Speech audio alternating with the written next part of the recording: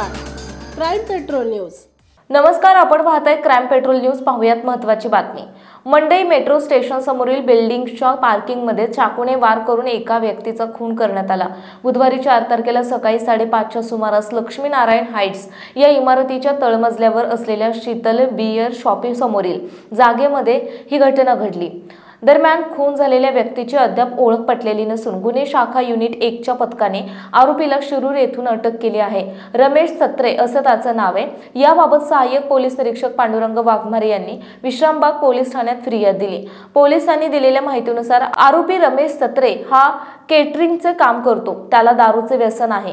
बाजीराव रस्त्यावरील महाराणा प्रताप उद्यानाजवळील फुटपाथवर बंद पडलेल्या रिक्षामध्ये तो राहतो।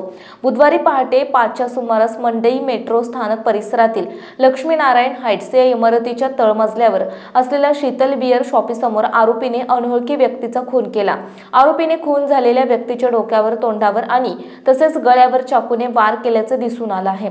खून झालेल्याचे वय 50 ते 55 वर्ष असावं असा अंदाज पोलिसांनी वर्तवला आहे। खून झालेल्या व्यक्तीबाबत पोलिसांनी स्थानिकांकडे चौकशी केली, मात्र त्याची ओळख पटू शकली नाही। आरोपी सत्रे हा येथील शीतल बियर शॉपीसमोर मद्यप्राशन करत बसला होता। त्यावेळी खून झालेला व्यक्ती तिथे आला। त्याने सत्रे याच्याकडे दारू मागितली। त्या बदल्यात सत्रे याने खून झाल्याच्या व्यक्तीकडे अनैसर्गिक संबंधिताची मागणी केली। त्यातून दोघांमध्ये वाद झाला। त्यावेळी सत्रे याने चाकूने वार करून संबंधित व्यक्तीला गंभीर जखमी केले। त्यामध्ये त्याचा मृत्यू झाला। खून केल्यानंतर सत्रे फरार झाला होता।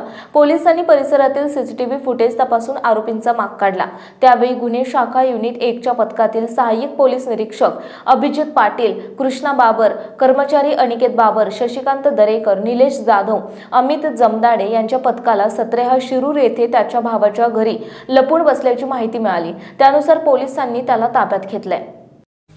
आपल्या परिसरातील महत्त्वाच्या बातम्या पाहण्यासाठी आमच्या क्राईम पेट्रोल न्यूजच्या चॅनलला सबस्क्राइब करा आणि बेल आयकॉन प्रेस करा।